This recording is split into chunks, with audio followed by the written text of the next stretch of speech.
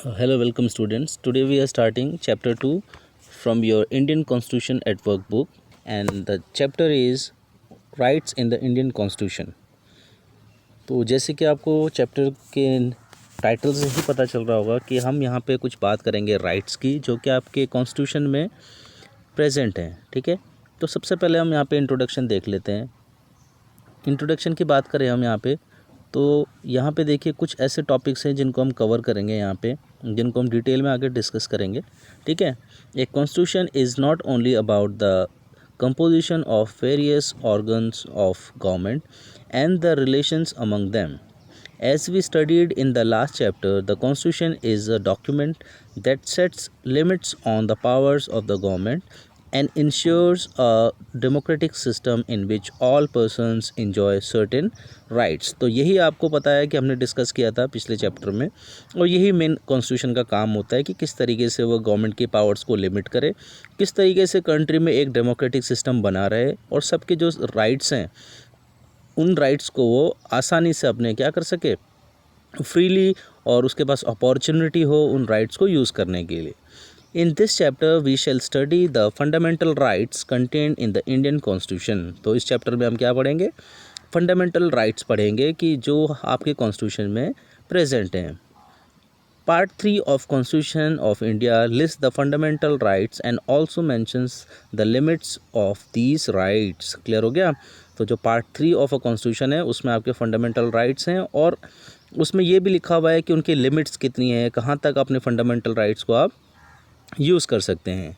In the past 6 decades the scope of rights has change and in some respect extended. Okay, तो कुछ आपके जो 6 decades हैं, 6 decades से क्या हुआ है कि कुछ जो आपके जो स्कोप ऑफ राइट्स है, जो आपके लिमिट है राइट्स की, वो चेंज हुई है।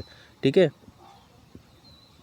और कहीं ना कहीं वो क्या हुए हैं, आपके बड़े भी हैं कुछ फील्ड्स में। ठीक है, after studying this chapter you would know, अब आपको जब ये चैप्टर पढ़ेंगे तो क्या समझ में आएगा? What are the various fundamental rights listed in the constitution of India, how this rights are protected, what role of judiciary has played in protecting and interpreting these rights, what is the difference between the fundamental rights and the directive principle of state policies। तो ये सारी चीज़ें हम इसमें जानेंगे जब हम इस चैप्टर को पढ़ लेंगे। ठीक है, तो सबसे पहला टॉपिक आपके पास आता है इसमें, द इम्पॉर्टेंस ऑफ राइट्स। तो इम्पॉर्टेंस ऑफ राइट्स को समझने से पहले आपके पास यहाँ पे थोड़ी सी स्टोरीज़ हैं, उन स्टोरीज़ को आप समझेंगे और देखेंगे कि ये स्टोरीज़ आपको क्या सिखाना चाह रही हैं, कि ये जो हुआ है पास्ट में उनसे हमको क्या समझ में आता है। ठीक है, इन 1982 during the construction work of Asian games the government engaged in few constructors. अब जो गवर्नमेंट थी उन्होंने जब आपका जो कंस्ट्रक्शन वर्क था उसमें कुछ जो कॉन्ट्रैक्टर्स थे उनको लगाया था, तो वहाँ पे क्या देखो कंडीशन बनी। These contractors employed a large number of very poor construction workers from different parts of the country to build the flyovers and stadiums।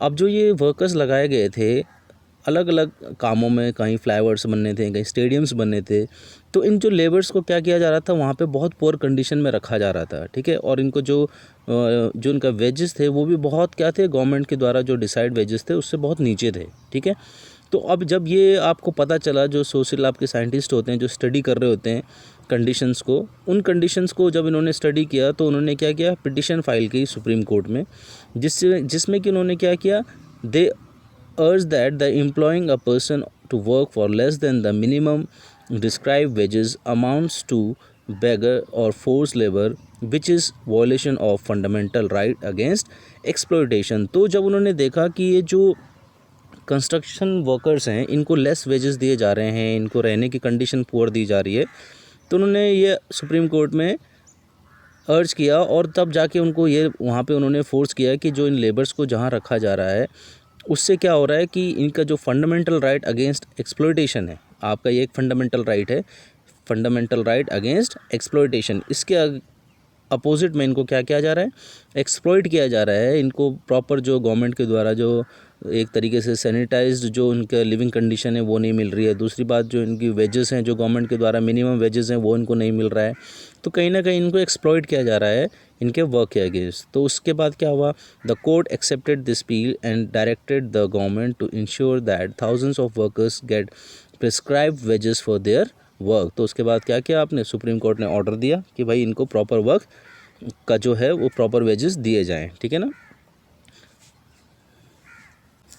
अब सेकंड स्टोरी में है आपके पास एक माइकल व्यक्ति हैं जो कि 23 ईयर्स के जब थे उनको अरेस्ट किया गया था, ठीक है, जो कि प्रेसिडेंट थे आपके चुवेरी विलेज ऑफ मीर गाँव डिस्ट्रिक्ट ऑफ आसाम के, ठीक है। अब उनको अरेस्ट किया गया था किसी एक कहते हैं ना ग्रेवियस इंजरी, जब आप किसी को अटेम्प्ट टू मर्डर की बात करते हैं, जब ऐसी इंजरी आप किसी को दे दें जिससे कि उसकी डेथ हो सके, तो उस केस में इनको अरेस्ट किया गया। और इनकी जो कंडीशन थी उसके बाद क्या हुआ, बहुत ज़्यादा मेंटली डिस्टर्ब होने लगी। तो उसके बाद क्या हुआ कि इनको एक तरीके से मेंटल हॉस्पिटल में तेजपुर और भेजा गया ट्रीटमेंट के लिए। अब क्या हुआ कि जब माइकल वहाँ पे कुछ साल रहे तो हॉस्पिटल वालों ने क्या किया, जेल को अथॉरिटी को एक लेटर, 2 लेटर्स भेजे 1967 और 1997। तो उनको ये लेटर भेजा गया कि जो ये व्यक्ति हैं ये अब सही तरीके से ट्रायल के लिए कोर्ट में जा सकते हैं और इनकी हेल्थ अब बिल्कुल सही है। बट क्या हुआ कि जो आपकी वहाँ पे जो बॉडी थी, लोकल बॉडी थी, जो आपकी वहाँ पे जेल अथॉरिटी थी, उन्होंने लेटर्स को देखा ही नहीं, ठीक है, उन्होंने इसको इम्पोर्टेंस ही नहीं दिया। और जो आपके फिर माइकल थे वो क्या हुआ, जुलाई 2005 तब वो रिलीज़ किए गए, जो कि उस टाइम 77 ईयर्स के हो चुके थे। और जो उनको जेल में क्या करना पड़ा, 54 ईयर्स उनको अंडर कस्टडी रहना पड़ा। केवल किस लिए, क्योंकि उनको प्रॉपर जो आपके जुडिशरी था उसको वहाँ पे उनको मौका नहीं मिला। तो उनका कौन सा राइट था, उनका जो लाइफ और लिबर्टी का जो उनका फंडामेंटल राइट्स था कि उनके पास राइट होना चाहिए था लाइफ का और लिबर्टी का, वो उनसे वहाँ पे क्या करने लिया गया, छीन लिया गया। अब वो क्यों हुआ, क्योंकि जो आपका जो कॉन्स्टिट्यूशन था वो प्रैक्टिस में नहीं था। जो मतलब आपके डॉक्यूमेंट में तो था, आपने रूल तो बना दिया कि फंडामेंटल राइट आपका होना चाहिए लाइफ और लिबर्टी के लिए, बट कॉन्स्टिट्यूशन का प्रैक्टिस वहाँ पे नहीं था। तो ये आपने 2 चीज़ें देखी कि पहली स्टोरी में फंडामेंटल राइट अगेंस्ट एक्सप्लॉयटेशन आपने देखा, दूसरी बात आपने फंडामेंटल जो राइट ऑफ लाइफ और लिबर्टी था उसका आपने देखा किस तरीके से मिसयूज़ किया गया है वहाँ पे, ठीक है ना। अब हम बात कर लेते हैं fundamental rights in the Indian constitution. अब इंडियन कॉन्स्टिट्यूशन में फंडामेंटल राइट्स क्या हैं और कैसे उनको मेंशन किया गया है, चलिए देखते हैं। During our freedom struggles the leaders of freedom movement had realised the importance of rights and demanded that the British ruler should respect rights of the people. तो उनको ये पहले ही लग गया था कि जब आपका स्ट्रगल चल रहा था कि जो आपके कुछ ऐसे राइट्स होने चाहिए, कुछ ऐसे फंडामेंटल राइट्स होने चाहिए जो लोगों के पास होने चाहिए। क्योंकि ब्रिटिश का क्या था, वो कई बार अपने मन से किसी को भी कभी भी अरेस्ट कर लेते थे, ठीक है, जो मर्जी वो टैक्स लगा लेते थे। तो ये चीज़ें क्या हुआ, उस टाइम जो मोतीलाल नेहरू कमेटी थी उन्होंने डिसाइड किया था कि जो बिल था वो उन्होंने उसी टाइम पे बना लिया था 1928 में। और ये डिसाइड किया गया था कि जब भी आपका फ्रीडम होगा, जब भी आपकी ब्रिटिश यहाँ से जाएगी और उसके बाद जो हमारे कंट्री का जो कॉन्स्टिट्यूशन बनेगा उसमें फ़ंडामेंटल राइट्स को जगह दी जाएगी। और जो स्पेशली ऐसे प्रोटेक्शन रूल्स बनेंगे, ऐसे राइट्स बनेंगे जिनको फंडामेंटल राइट्स कहा जाएगा। तो उन्होंने कुछ ऐसे राइट्स बनाए थे जिनको बाद में जाके डिसाइड किया गया कि इनको फंडामेंटल राइट्स कहा जाएगा। और जो फंडामेंटल राइट्स थे, ठीक है, वो राइट्स कैसे होंगे वो भी चलो देख लेते हैं। वो इतने इम्पॉर्टेंट होंगे कि जिनको कि अलग नहीं किया जा सकेगा कॉन्स्टिट्यूशन से, और वो एक तरीके से इतने स्ट्रांग होंगे कि कोई भी गवर्नमेंट उसको कभी भी चेंज नहीं कर पाएगी फंडामेंटल राइट्स को। उसमें आप कह सकते हैं कि लिमिट हो सकती है कोई सी, बट वो इतने इन्फोर्सेबल होंगे कि कोई भी गवर्नमेंट उसको अपने बेनिफिट के लिए चेंज नहीं कर पाएगी, कोई भी उसमें अमेंडमेंट नहीं कर पाएगी, ठीक है ना। तो और दूसरी बात एक और थी कि जुडिशरी के पास इतनी पावर्स उन्होंने दे दी थी कि वो कोई भी गवर्नमेंट या कोई भी ऑर्गन गवर्नमेंट का डेमोक्रेसी के अंदर किसी भी फंडामेंटल राइट को वॉलेट करने का एक्शन नहीं करेगी, कोई भी ऐसा अमेंडमेंट नहीं करेगी जिससे कि क्या होगा, फंडामेंटल राइट का वॉयलेशन हो जाए, ठीक है ना। तो ये सारी चीज़ें उन्होंने उस टाइम पे डिसाइड की थी। अब हम देख लेते हैं थोड़ा सा अफ्रीकन आपका जो कॉन्स्टिट्यूशन था उसमें क्या क्या चीज़ें थी, ठीक है ना। कई बार ये क्वेश्चन डिफ्रेंशिएट करने के लिए आ जाता है कि जो इंडियन कॉन्स्टिट्यूशन था और जो the bill of rights in the south Africa constitution में था, क्या डिफरेंसेस थे, ठीक है।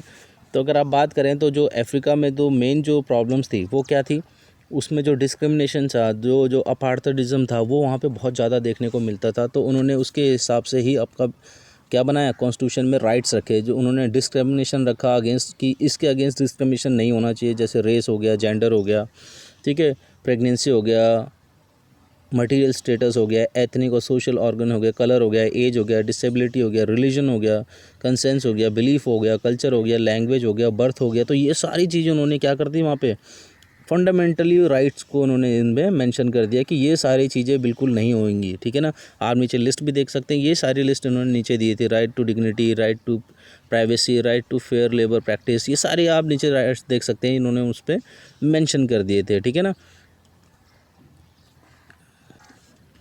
अब हम देखेंगे कि हमारे जो कॉन्स्टिट्यूशन का पार्ट 3 है फंडामेंटल राइट्स, उसमें कौन कौन से आपके फंडामेंटल राइट्स हैं। आप इनको अपनी नोटबुक में भी नोट करेंगे। ठीक है, इसी तरीके से मेंशन करेंगे जैसे यहाँ पे लिखा हुआ है।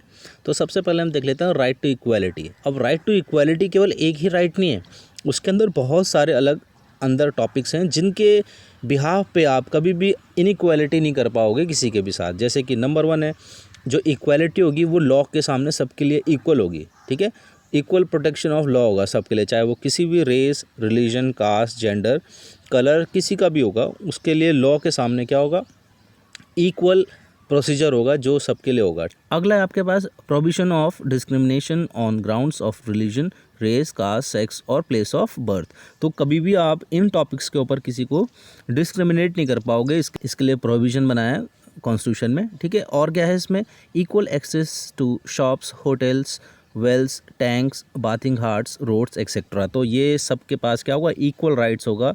इन सारे पब्लिक प्लेसेस पे इक्वली आप जा सकते हैं, अपनी फ्रीली वहाँ पे घूम सकते हैं। ठीक है, equality of opportunity in public employment. तो अगर कोई भी आपका जो पब्लिक एम्प्लॉयमेंट है जो गवर्नमेंट के द्वारा निकाला जाएगा, उसमें सबका क्या होगा, इक्वल राइट्स होंगे और सब लोग उसमें क्या कर सकते हैं, अपॉर्चुनिटी और अपनी एबिलिटीज़ को प्रूव कर सकते हैं। एबोल्यूशन ऑफ अनटचेबिलिटी, आप जानते ही हैं अनटचेबिलिटी क्या होती है, तो उसको भी यहाँ पे क्या गया है, एबोल्यूशन किया गया है। Abolition of titles, abolition of titles में क्या है कि आप किसी पर्टिकुलर टाइटल्स को लेके, जैसे आप कहते हैं हम इस कास्ट के हैं या वो इस कास्ट का है, उसमें भी आप डिस्क्रिमिनेट नहीं कर पाओगे। ठीक है ना। अगला जो आपका फंडामेंटल राइट है वो है राइट टू फ्रीडम। अब राइट टू फ्रीडम के अंदर देखो कितनी सारी चीज़ें आती हैं। Protection of rights to freedom of speech and expression, आपके पास पूरी फ्रीडम होगी, आप अपनी कोई भी आइडियाज़, कोई भी आपके जो ओपिनियंस हैं उनको आप स्पीच कर सकते हैं, आप उनको बोल सकते हैं, आप उनको एक्सप्रेस कर सकते हैं, चाहे वो आपके बोलने से हो, राइटिंग से हो, किसी भी तरीके से हो। ठीक है ना। असेंबल पीसफुली, आप कहीं पे भी असेंबल हो सकते हैं, ग्रुप ऑफ पीपल जिससे आप एक साथ इकट्ठा हो सकते हैं। ठीक है, बट उसमें भी आपकी लिमिट्स होती हैं कि विदाउट आर्म्स आप पीसफुली कहीं पे भी असेंबल हो सकते हैं। फॉर्म एसोसिएशंस एंड यूनियंस, आप कहीं पे भी अपनी कंपनी, कोई भी एसोसिएशन, यूनियन बना सकते हैं। ठीक है, उसके लिए कभी भी आपको कोई भी रोक टोक नहीं होगा ही। Move freely throughout the territory of India, आप पूरे इंडिया के अंदर कहीं भी क्या कर सकते हैं, आराम से घूम सकते हैं, बट उसमें भी रिस्ट्रिक्शन है। अगर वहाँ पे कोई ऐसी इमरजेंसी है, कोई ऐसी प्रॉब्लम्स हैं जिससे कि वो स्टेट गवर्नमेंट आपको थोड़ा सा वहाँ पे ऑब्जेक्ट कर सकती हैं, जैसे कि आप इस टाइम पे आप जानते हैं कोविड-19 की प्रॉब्लम है, तो उसमें क्या होता है, कई स्टेट्स ने क्या कर रखा है, आपका प्रोहिबिशन लगाया हुआ था पहले कि कई स्टेट्स के लोगों के एंट्री बंद कर रखी थी।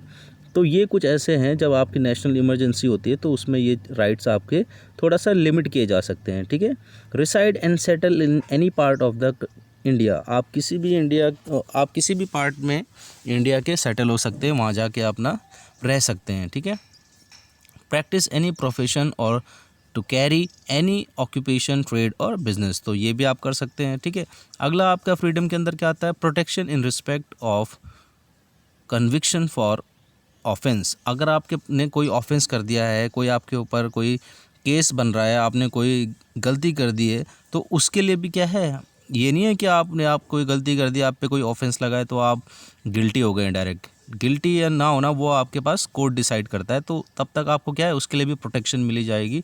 अगर आप जेल में होते हैं तो आपको वहाँ भी प्रोटेक्शन दी जाएगी। Right to life and personal liberty, ये अभी हमने डिस्कस किया था, आपके पास राइट है जीने का। दूसरी बात, आपके लिबर्टी का मतलब होता है जो आपके पास राइट है फ्रीडम का, ये आपको इसके अंदर मिलता है। उसके बाद है राइट टू एजुकेशन, आप राइट टू एजुकेशन है, आपके पास कंपलसरी एजुकेशन है बच्चों के लिए, उनको वो मिलेगी। उसके बाद है protection against arrest and detention in certain cases, तो आपको कुछ ऐसे केसेस होते हैं जहाँ पे आपको प्रोटेक्शन मिलती है अगर आपको अरेस्ट किया जाता है, मैंने अभी पहले भी बताया था। और अगर आपको जेल भी होती है तो वहाँ पे भी आपको क्या होता है, प्रोटेक्शन मिलती है, ठीक है ना। अगला राइट है आपके पास राइट अगेंस्ट एक्सप्लॉयटेशन। अब आपका कोई भी किसी तरीके से एक्सप्लॉयटेशन नहीं कर पाएगा। उसके लिए क्या होता है, जैसे कि ह्यूमन ट्रैफिकिंग होता है, एक जगह से दूसरी जगह लोगों को भेजा जाता है या बेचा जाता है, या फोर्स लेबर आप कहीं से लोगों को पकड़ के लाए उनसे ज़बरदस्ती काम करवा रहे हैं, वो भी नहीं आप कर सकते, ठीक है। Provision of employment of children in hazardous jobs, और आपको ये भी पता होगा कि बिलो 14 ईयर्स या जो आपके छोटे बच्चे होते हैं उनको आप कुछ ऐसी ख़तरनाक जॉब्स होती हैं जैसे फैक्ट्रीज़ हो गई, उनमें आप उनको जॉब नहीं दे सकते, ठीक है ना। तो ये भी आपका राइट अगेंस्ट एक्सप्लॉयटेशन में आता है। अगला है आपके पास right to freedom of religion. अब इसमें आपके क्या क्या राइट्स होते हैं, देखिए रिलीजन के क्या क्या राइट्स हैं आपके। Freedom of conscience and free profession practice and promulgation of religion. अब इसमें क्या है कि आपके पास फ्री राइट्स हैं, आप किसी भी रिलीजन को फॉलो कर सकते हैं, उसको आप प्रैक्टिस कर सकते हैं, उसको आप बढ़ा सकते हैं, ठीक है ना। Freedom to manage religious affairs, आप किसी भी धर्म के कोई भी अफेयर्स हैं, जैसे कहीं मीटिंग होती है, कोई आपको किसी भी कहीं पे बैठक करनी है, किसी धर्म की किस रिलेटेड आपको कोई भी कहीं पे सभा करनी है, जैसे आप सत्संग होते हैं, तो इसमें देखा आपने कोई फ्रीडम है आपके पास, आप कोई भी ऐसे सत्संग या कोई भी आप ऐसे प्रोग्राम कर सकते हैं, ठीक है। फ्रीडम टू पे taxes for promotion of any particular religion, और आपके पास इतनी भी पावर है कि आप किसी एक रिलीजन को अगर आप बढ़ावा देना चाहते हैं, उसके लिए आपने टैक्सेस को पे करना चाहते हैं, तो वो भी आप अपने टैक्सेस पे कर सकते हैं किसी एक पर्टिकुलर रिलीजन के लिए, ठीक है। Freedom to attend religious instruction और worship in certain educational institutions, तो आपको पता है कुछ ऐसे पर्टिकुलर इंस्टीट्यूट्स होते हैं जो एक पर्टिकुलर रिलीजन के बच्चों को पढ़ाते हैं या एक पर्टिकुलर रिलीजन के लोगों को ज्ञान देते हैं या नॉलेज डिस्ट्रीब्यूट करते हैं, तो आप ऐसे इंस्टीट्यूट्स को ज्वाइन कर सकते हैं, उसके लिए आप बिल्कुल फ्री हैं, ठीक है ना। अब है अगला आपके पास कल्चरल एंड एजुकेशनल राइट्स। अब इसमें क्या होता है, देखिए प्रोटेक्शन ऑफ लैंग्वेज कल्चर और माइनॉरिटीज़। तो अगर आपके कल्चर की बात करें तो आपकी लैंग्वेज और जो कल्चर ऑफ जो आपके माइनॉरिटीज़ होते हैं कि अगर वो कम है तो उनका कल्चर को दबा दिया जाए, ऐसा आप नहीं कर सकते, ठीक है ना। Right of minorities to establish educational institutions. अब कुछ ऐसे माइनॉरिटीज़ होते हैं जो माइनॉरिटी स्कूल्स में आते हैं, जैसे आपके क्रिश्चियंस के स्कूल हो गए, मुस्लिम के स्कूल्स हो गए, तो वो आप आराम से वहाँ पे खोल के आप उसको चला सकते हैं, ठीक है ना। और जो आपका लास्ट है इसमें वो बहुत ही इंपॉर्टेंट है, राइट टू कॉन्स्टिट्यूशनल रेमेडीज़। अब आपके कॉन्स्टिट्यूशनल रेमेडीज़ का मतलब होता है उपचार। आपके पास अधिकार है to right move to the courts to ensure directions orders writs for enforcement of rights. तो अगर आपके कभी भी कोई भी इनमें से राइट्स को आपका कोई भी छीनता है या आपके फंडामेंटल राइट्स को कोई डिस्टर्ब करता है, तो आप डायरेक्टली क्या कर सकते हैं, कोर्ट में जा सकते हैं अपने राइट्स के लिए, ठीक है ना। अब अगला टॉपिक है आपके पास directive principles of state policy. अब कुछ ऐसे, अब देखो अभी तक आपने पढ़ा फंडामेंटल राइट्स जो आपके थे, किस तरीके से फंडामेंटल राइट्स हैं, कैसे आप उनको यूज़ कर सकते हैं, और कुछ उसमें लिमिट्स हो सकती हैं जो कि आपकी लगाई जा सकती हैं गवर्नमेंट के द्वारा। अगर कोई भी उसमें ऐसे आप राइट्स को यूज़ करते हैं जिससे कि दूसरे के राइट्स को प्रॉब्लम हो सकती है, ठीक है ना। कई बार आपको लगेगा कि मैं तो फ्री हूँ ये चीज़ करने के लिए, तो उससे आपके क्या है कि दूसरे के राइट्स को क्या हो सकता है, प्रॉब्लम हो सकती है, तो उसके लिए कुछ लिमिट्स गवर्नमेंट लगा सकती है। नेशनल इमरजेंसी हो तो वहाँ पे आपके कुछ फंडामेंटल राइट्स पे लिमिट लगाई जा सकती है, ठीक है ना। तो अब हम देखते हैं directive principles of state policy. ये डायरेक्टिव प्रिंसिपल क्या होते हैं, ठीक है ना। The makers of our constitution knew that independent India was going to face many challenges.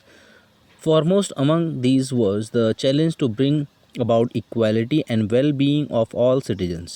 They also thought that certain policy direction was required for handling these problems. At the same time, the Constitution did not want future governments to be bound by certain policy decisions. तो ये कुछ उन्होंने उस time सोचा कि अगर ऐसी कुछ इक्वालिटी की अगर हम बात करें तो कुछ ऐसे रूल्स बनाने पड़ेंगे जिससे कि ये जो इक्वालिटी के जो प्रॉब्लम्स है, जो इनइक्वालिटी देखने को मिलती है, उसको सही किया जा सके। और कुछ ऐसे रूल्स भी होने चाहिए जिससे कि जो गवर्नमेंट है वो बाउंड ना हो जाए, कि उस पॉलिसी के अंदर गवर्नमेंट बंध के ना रह जाए, ठीक है ना।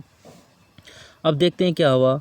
Therefore, some guidelines were incorporated in the Constitution, but they were not made legally enforceable. This means that if a government did not implement a particular guideline, we cannot go to the court asking the court to instruct the government to implement that policy. Clear? Thus, these guidelines are non-judicable. that is the parts of the constitution that cannot be enforced by the judiciary. Those who framed our constitution thought that the moral force behind these guidelines would ensure that the government would take them seriously. Besides, they accepted that the people would also hold the government responsible for implementing these directives. So, a separate list of policy guidelines is included in the constitution.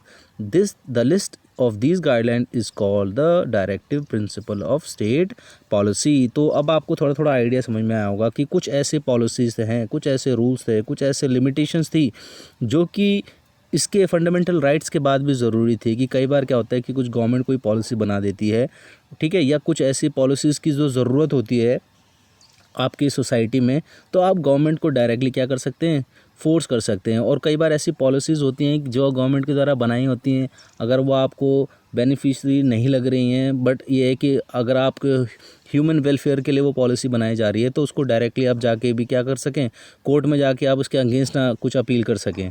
तो कुछ ऐसे limitations थी, कुछ ऐसे rules थे, कुछ ऐसे guidelines थी जिनको कि गवर्नमेंट के लिए और लोगों के लिए बनाना बहुत ज़रूरी बन गया था। अब जैसे कि वो क्या थे, अब वो करते क्या थे, देखते हैं। What do the directive principles contain. अब डायरेक्टिव प्रिंसिपल्स के अंदर क्या होता था, क्या है उनके अंदर, चलिए देखते हैं।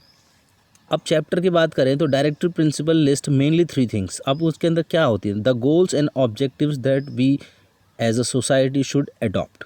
क्लियर हो गया। अब ये चीज़ मैंने अभी पहले आपको बताई कि कुछ ऐसे पॉलिसीज़ या कुछ ऐसे गोल्स या कुछ ऐसे आपके जो इंटरेस्ट होंगे जो कि एक सोसाइटी के पास होने चाहिए, ठीक है ना, तो वो इसके अंदर आते हैं। Certain rights that individuals should enjoy apart from the fundamental rights. Fundamental rights के अलावा भी कुछ ऐसे कुछ राइट्स होने चाहिए, ठीक है ना। फंडामेंटल राइट्स ही केवल काफ़ी नहीं है, वो तो बहुत बेसिक राइट हैं कि जो सबके पास होने ही चाहिए, बट उसके अलावा भी कुछ राइट्स हैं जो कि होने चाहिए, ठीक है ना। Certain policies that government should adopt. और कुछ ऐसी पॉलिसीज़ जो कि गवर्नमेंट को भी पास होनी चाहिए। गवर्नमेंट को ऐसी किस तरीके से गवर्नमेंट को काम करना चाहिए, किस तरीके से गवर्नमेंट काम नहीं कर सकती है, तो ये भी कुछ पॉलिसीज़ हैं जो कि डायरेक्टिव प्रिंसिपल्स के अंदर आते हैं, ठीक है ना।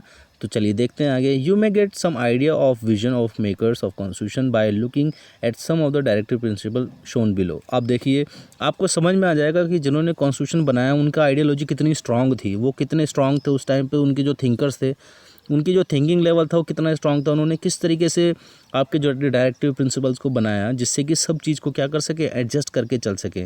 The governments from time to time tried to give effect to some directive principle of state policy. They passed several zamindari abolition bills, nationalized banks, enacted numerous factory laws, fixed minimum wages, cottage and small industries were protected, and provisions for reservation of upliftment of scheduled caste and scheduled tribes were made। तो ये कुछ ऐसे laws थे, कुछ ऐसी policy थी जो fundamental rights में कहाँ आते हैं ये सारी चीज़ें, समझ में आया आपको, बड़े बहुत ज़रूरी थी, ठीक है ना। आपकी जो ज़मींदारी थी उसको ख़त्म किया गया, जो बैंक थे उनको नेशनलाइज़ किया गया, गवर्नमेंट के अंडर उनको रखा गया। कुछ फैक्ट्रीज लॉज थे कि भाई फैक्ट्री अगर चलानी है तो किस तरीके के लॉज होने चाहिए, मिनिमम वेजेस की फैसिलिटी दी गवर्नमेंट के द्वारा। तो ये फंडामेंटल राइट में कहाँ है, उसमें तो केवल एक्सप्लॉयटेशन रखा है ना, पर जो फिक्स किया उन्होंने मैक्सिमम वेजेस को वो डायरेक्टिव प्रिंसिपल के अंदर किया। इंडस्ट्रीज़ को आगे प्रमोट करने के लिए उन्होंने किया। और जो आपका रिजर्वेशन पॉलिसीज़ है वो आपके देखो वहाँ पे नहीं है फंडामेंटल राइट्स में, उन्होंने तो इक्वालिटी की बात करी, पर कुछ ऐसे मैंने आपको अभी थ्योरी वाली बुक में बताया था कि कुछ ऐसे तरीके होते हैं, कुछ ऐसे एडजस्टमेंट होते हैं जिससे कि आप सबको एक साथ लेकर दे सकते हैं, ठीक है ना। तो ये कुछ ऐसे नियम, जो ऐसे कानून थे उन्होंने वहाँ पे सेटअप किए, ठीक है। इसी तरीके से अगर हम बात करें डायरेक्टिव प्रिंसिपल के अंदर और कौन से राइट्स हैं, आपके एजुकेशन का राइट है, फॉर्म पंचायती राज इंस्टीट्यूशन है, आपने देखा होगा, ठीक है ना। वर्किंग यूनियंस के ऊपर है, जो आपके प्रोग्राम से मिड डे मील का आपकी स्कीम है, ये सारे किसके अंदर आए हैं, ये डायरेक्टिव प्रिंसिपल्स हैं, क्योंकि ये कुछ सोसाइटी की नीड थी जिनको करना ज़रूरी था, जो आपके फंडामेंटल राइट में नहीं है, फिर भी आपका क्या है यहाँ पे वो डायरेक्टिव प्रिंसिपल के अंदर उनको रखा गया है। चलिए अब ये देखते हैं हम फंडामेंटल ड्यूटीज़ ऑफ सिटीजन्स की बात कर लेते हैं। In the 1976 the 42nd amendment of the constitution was passed. Among other things this amendment inserted a list of fundamental duties of citizens. तो आपका ये वर्क है, आपका ये असाइनमेंट है, अपनी नोटबुक में आप फंडामेंटल ड्यूटीज़ और फंडामेंटल राइट्स दोनों लिखेंगे, सारे जितने आपके सिटीजन्स के लिए बने हुए। तो वो कौन सा अमेंडमेंट में लाया गया, 42nd अमेंडमेंट में लाया गया, ठीक है ना। In all 10 duties were enumerated. However, the Constitution does not say anything about enforcing these duties. तो अगर आप इन ड्यूटीज़ को नहीं करते हैं तो आपको पनिशमेंट मिलेगी। ऐसा कोई भी रूल कॉन्स्टिट्यूशन के द्वारा इन्फोर्स नहीं किया गया है, but as a citizen of India आपको ये फंडामेंटल ड्यूटीज़ दी गई हैं जो कि आपको करनी चाहिए, ठीक है ना। As citizens we must abide by the constitution. अगर आप एज अ सिटीज़न इंडिया की बात करें तो आपको कॉन्स्टिट्यूशन को फॉलो करना पड़ेगा। डिफेंड आवर कंट्री, अपनी कंट्री को डिफेंड करना पड़ेगा, प्रोटेक्शन करनी पड़ेगी। Promote harmony among all citizens, आपको एक भाईचारा का भाव पूरे सिटीजन के साथ रखना पड़ेगा। प्रोटेक्ट द इन्वायरमेंट, आपको इन्वायरमेंट को सेफ गार्ड करना पड़ेगा। However it must be noted that our constitution does not make the enjoyment of rights dependent or conditional upon fulfilment of duties. तो आपने कोई भी आपके कॉन्स्टिट्यूशन ने हमें बताया कुछ भी ऐसे इसको नहीं बनाया कि अपने राइट्स को आप इन्जॉयमेंट के तरीके से लें और अपनी जो आपकी ड्यूटीज़ हैं उसको अफ्लिपमेंट करें। In this sense the inclusion of fundamental duties does not change the status of our fundamental rights. तो आप ये नहीं सोचेंगे कि फंडामेंटल ड्यूटीज़ आ गई हैं तो आपका उसमें जो फंडामेंटल राइट्स हैं वो कोई इतने इंपॉर्टेंस नहीं रखते हैं, उनका अपना ही एक इम्पॉर्टेंस है, ठीक है ना। तो चलिए अब आगे हम देखेंगे अगले टॉपिक में कि जो रिलेशनशिप है फंडामेंटल राइट्स और डायरेक्टिव प्रिंसिपल के बीच में वो क्या है, चलिए देखते हैं। तो अब बात कर लेते हैं हम डायरेक्टिव प्रिंसिपल्स के गोल पॉलिसी जो हैं आपकी उनको डिस्कस कर लेते हैं। तो जो डायरेक्टिव प्रिंसिपल का जो गोल्स हैं मेनली आप उनको ध्यान रखेंगे तो आपको समझ में आएगा कि ये सारी चीज़ें क्यों बनाई गई हैं। तो जो सबसे पहला गोल आता है आपका जो welfare of people, social, economic and political justice. अब ये मिले, ये इसको इन्फोर्स करता है, इनको ये सिक्योर करता है कि ये वेलफेयर ऑफ द सोसाइटी और इकोनॉमिक और जो पॉलिटिकल जस्टिस है वो उनको मिले, और नहीं मिलता है तो उसके लिए उन्होंने लॉज रखे हैं। Rising the standard of living, equitable distribution of resources, ये सारी चीज़ों को ध्यान रखता है, किसी एक का ज़्यादा उसमें फोर्स ना मिल जाए, एक ही उसको रिसोर्स को यूज़ ना कर सके, सबको इक्वली मिले। प्रमोशन ऑफ इंटरनेशनल पीस, और इंटरनेशनली जो बाकी कंट्रीज़ के साथ क्या है पीस बनी रहे। तो ये कुछ ऐसे प्रिंसिपल हैं जो हर एक गवर्नमेंट को डेमोक्रेसी के अंदर जब वो आती है तो उसको ये फॉलो करने पड़ते हैं, ठीक है ना। अब पॉलिसीज़ कैसे कैसे बनाती है, जो डायरेक्टिव प्रिंसिपल है उसके अंदर पॉलिसीज़ कैसे आती हैं। अगर हम पॉलिसीज़ की बात करें तो यूनिफॉर्म सिविल कोड होता है कि सबके लिए एक जैसा लॉ होना चाहिए, चाहे वो किसी भी रिलीजन, कास्ट या जेंडर का हो। Prohibition of consumption of alcoholic liquor इसके ऊपर होता है, ठीक है।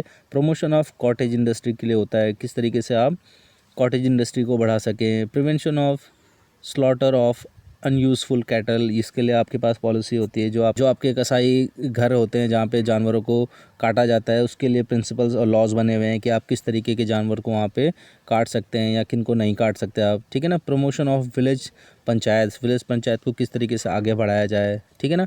और कुछ आपके पास नॉन जस्टिकेबल राइट्स हैं, जैसे कि एडुकेट, आपके पास लाइवलीहुड होना चाहिए, सबको इक्वली एक स्टैंडर्ड का एक लाइवलीहुड होना चाहिए। Equal pay for equal work आपको होना चाहिए, वो मैन हो चाहे वुमेन हो, ठीक है।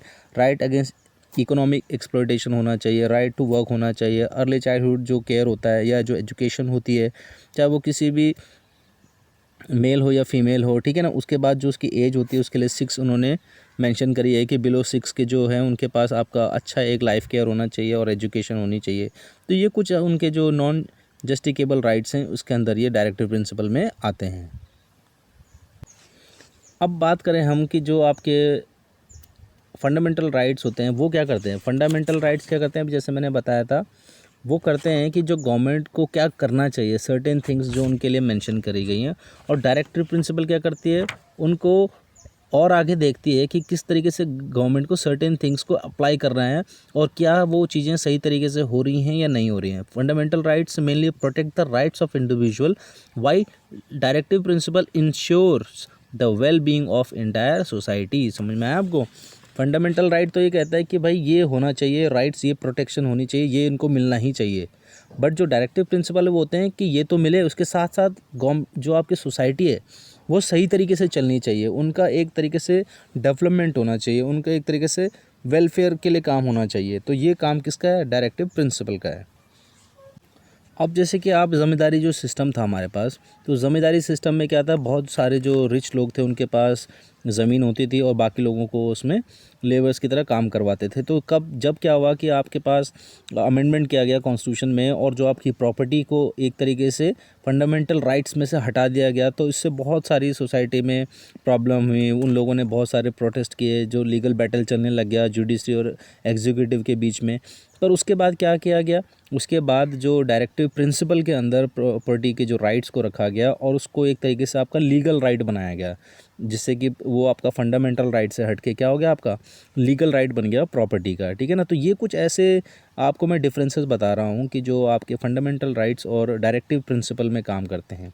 डायरेक्टिव प्रिंसिपल ये देखता है कि जो आपकी सोसाइटी में किस तरीके से सारी चीज़ों को सही तरीके से चलाया जा सके। फंडामेंटल राइट्स के अलावा कुछ ऐसे जो आपकी नीड्स हैं, जैसे कि एजुकेशन हो गया, जैसे कि आपका इक्वल वेजेस हो गया, जैसे कि आपका डिस्क्रिमिनेशन हो गया इक्वल वेजेस में, ठीक है। चाइल्ड केयर हो गया, जो कि बिलो 6 ईयर्स होते हैं उनको प्रॉपर लाइवलीहुड मिलना चाहिए लोगों को। केवल फंडामेंटल राइट्स दे दिया और सोसाइटी में अगर प्रॉपर तरीके से लाइवलीहुड नहीं चल रहा है, तो ये चीज़ें कौन देखता है, ये आपके डायरेक्टिव प्रिंसिपल्स देखते हैं। तो ये आपका हो गया चैप्टर सेकंड। ठीक है। आपको जितना भी इसमें मैंने असाइनमेंट दिया है उसको आप करेंगे। आप फंडामेंटल राइट्स, आप डायरेक्टिव प्रिंसिपल को लिखेंगे, उनको हो सके तो आप याद करिए, आपको बहुत उसमें हेल्प मिलेगा आगे।